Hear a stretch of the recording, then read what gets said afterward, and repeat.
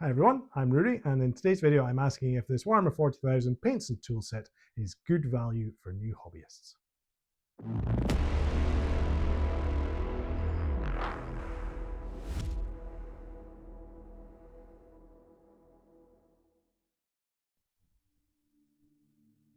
So Warhammer paints don't normally feature in my work stream at all here on the channel, and there's a couple of main reasons for that. One is I think flip top lids end up with your paint drying out quicker than dropper bottles, and it's harder to get exact ratios if you're mixing or thinning. And the other reason has been cost for a long time. So colour me surprised when I found out that this box here was £27.50. I thought we're maybe onto something here. So let's answer the question, is this Warhammer paints and tools set good value? Right then, let's review the Warhammer 40,000 paints and tools set. Nice picture of a Space Marine shooting his bolt gun on the front. Inside, we've got a cardboard tray with, let's see, 8, 12, 13 paints. There's a synthetic brush. There's a pair of clippers for taking your models off sprues. And there's also this little tool here, which is a mold line scraper.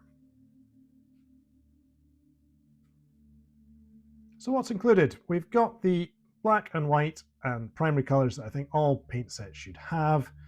Gives you a base to basically create any other color you would like. It is nice that we've got some other colors included.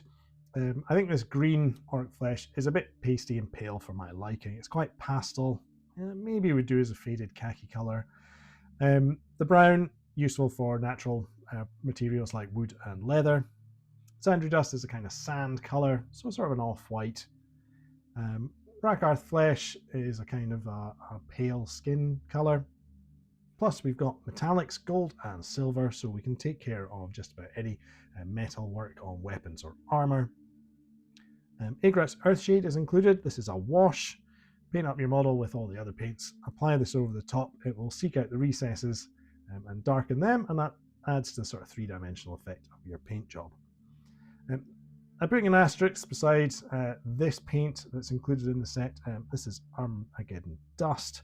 And this is actually a texture paint, so it's got little bits of sand mixed up in it. So it's good for doing bases, but I wouldn't apply it to a model itself unless you were wanting to add a sort of a crusty texture. And a starter brush is included, which I think would be fairly handy if this is your first modeling and painting project. It's got a fairly wide tip. Mine's a bit split straight out of the packet. That might sort out with some water.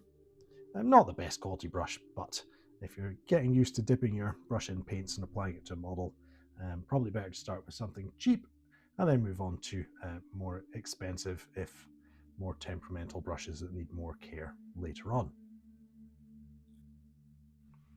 I'm going to give these tools a little test drive. So I've got the sprue clippers. I've got some very miniatures Napoleonic Duchy of Warsaw. Just goes to show that you don't just have to play with Warhammer figures. And these tools will work fine. So yeah, snip through that, no bother. Now, what's a mold line remover when it's at home? Well, probably should explain that when these plastic models are made, two halves of a steel mold come together, the plastic's injected in, and where the two halves meet, there's always a little gap and some plastic ends up in it. Then that leaves a line on the model showing where the two halves were stuck together. A mold line remover tool can be scraped gently over the model, and it will take off any excess plastic, leaving a nice smooth surface to paint later. So I've got the mold lines more or less all the way off there, and my thoughts are on this tool is that it works quite well. It's not the most ergonomic. It's got a tiny wee handle there, no rubberized grip. But for a tool for a beginner to get mold lines off, it's pretty good. The alternative would be a hobby knife, but they're a bit sharper, a bit more dangerous.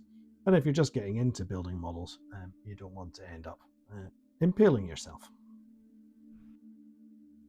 Let's talk cost in comparison with some competitors. Lots of companies offer starter sets, but I'm concentrating on the Army Painter and Vallejo because I'm most familiar with those. Army Painter Fanatic starter sets, £29.49. The individual paints would cost £35.89. But there's also a brush and a miniature in that box. Vallejo Game Color Introduction Set is $47.99. Weirdly, RRP paints bought individually would only come to $47.20. There's no bonus of a brush or anything else in that box. The Warhammer box calculation is a bit different. Normally the Agrax Earthshade and Armageddon Dust are in 18mm bottles, but they're 12mm in this set. They're actually discontinued in 18mm on the Warhammer website, so it may be that they're all going to be 12mm going forward. Anyhow, calculating at 12mm bottle costs of £2.75 plus the tools bought separately would be $48.25.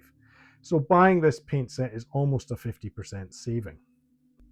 I also think it's worthwhile doing a calculation of the price per milliliter of paint. Now, it's not a perfect calculation in these sets because in the Warhammer one there are tools and a brush, Army Painter brush and a miniature, and Vallejo is just paint. But I still think I'll run that calculation anyway, and we can look at value for money when it comes to volume of paint provided. So price per mil is pretty close. Warhammer's the most expensive, 17.6 pence per mil, dropping to 15.1 for Army Painter and 16.6 pence per milliliter for Vallejo Game Color. That's not a fair calculation, some of you cry. What about the cost of the tools? So let's deduct the £12.50 RRP from the total price, run the calculation again, and all of a sudden the pence per milliliter has dropped to 9.6 pence. I've not even included the cost of the brush in that calculation.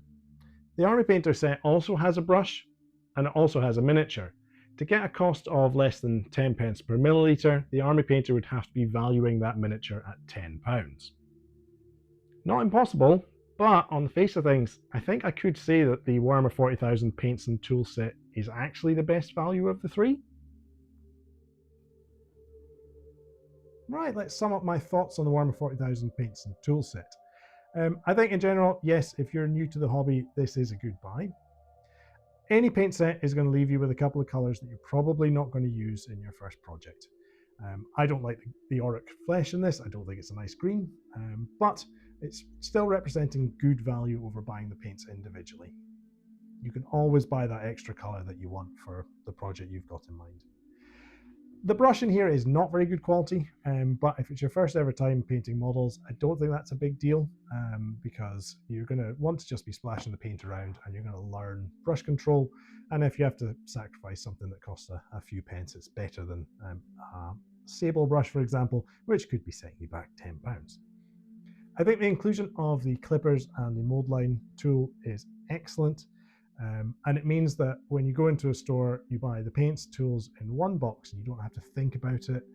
It would have been nice if there was some plastic glue in there, but I think that's something that Games Workshop probably aren't putting in because their models are now increasingly push fit in the sort of the introductory level. Of course, you know, if you've already graduated from beginner to intermediate and you've got some quality paints that you like and the colors that you need, you probably have some better brushes and better quality tools for trimming models off sprues and cleaning off mold lines, then this isn't the set for you.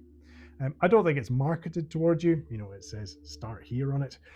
So it's really for people that are getting into the hobby. And surprisingly, for me anyway, a Games Workshop product that is actually good value for money and possibly even better value for their competitors, just off the inclusion of the tools that are in there as well. So yeah, well done to Games Workshop. I am actually going to take these paints and I'm going to put them to use on some Napoleonic figures. The Duchy of Warsaw models that I was cleaning off the sprue earlier, I'm going to challenge myself to paint them with this set and this set alone, and we'll see how close to an authentic uniform you can get using one paint set. I think that's helpful for people because it might be that if you're just coming into the Napoleonic side of things, you might have Games Workshop paints already. It's what you're familiar with. And you know, this might be the only paint set you can pick up in the location that you're in. So let's see if we can paint some Napoleonics with it. There'll be a new video on that soon. And I'd just like to say thanks to Matt Rowe and my other channel members, Patreon supporters, for helping send a little bit of money my way every month, which helps fund purchases for things like these paint sets. If you'd like to help out, look at the links in the description below and help me fund my next hobby purchase for review on the channel.